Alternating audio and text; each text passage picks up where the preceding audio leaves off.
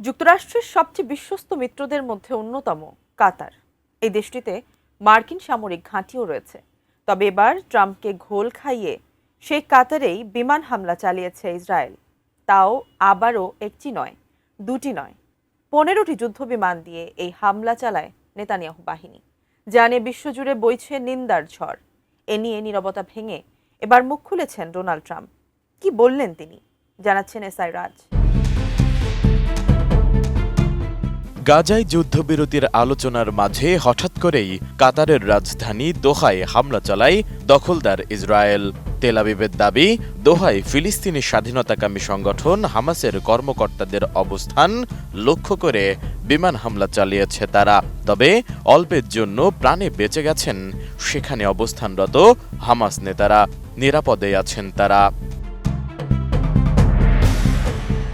9 September Israel থেকে একসাথে 15টি যুদ্ধবিমান উড়ে গিয়ে কাতারের সুনির্দিষ্ট স্থানে হামলা চালিয়ে আবার ফিরে আসে তেল আবিবে। কাতার ভিত্তিক সংবাদ মাধ্যম আল জাজিরা এসব তথ্য নিশ্চিত করেছে।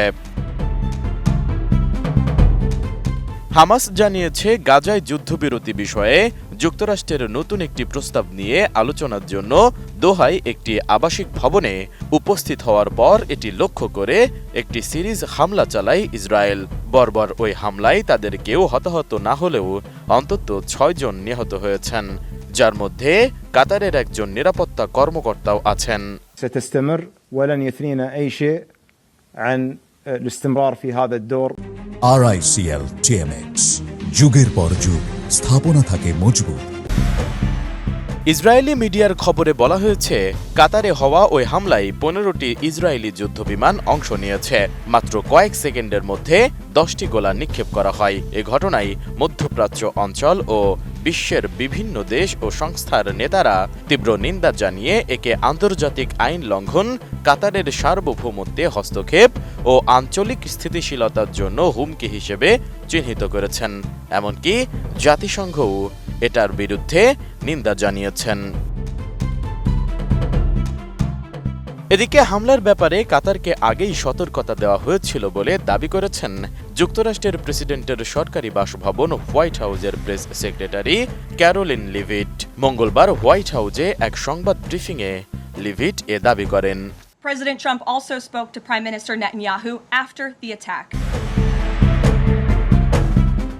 তবে তা অস্বীকার করেছে কাতার। এক বিবৃতিতে কাতার জানায়, এ ধরনের হামলা আন্তর্জাতিক আইন ও নীতিমালার স্পষ্ট লঙ্ঘন।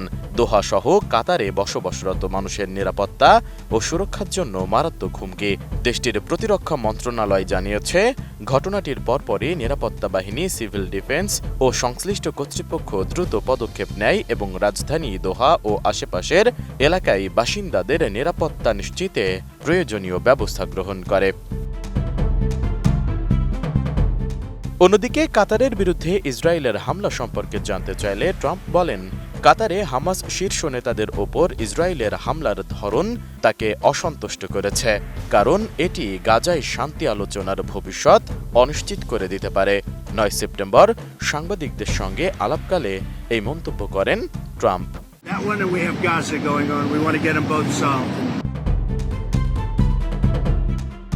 এসআই রাজ, ডেস্ক রিপোর্ট, এটিএন নিউজ।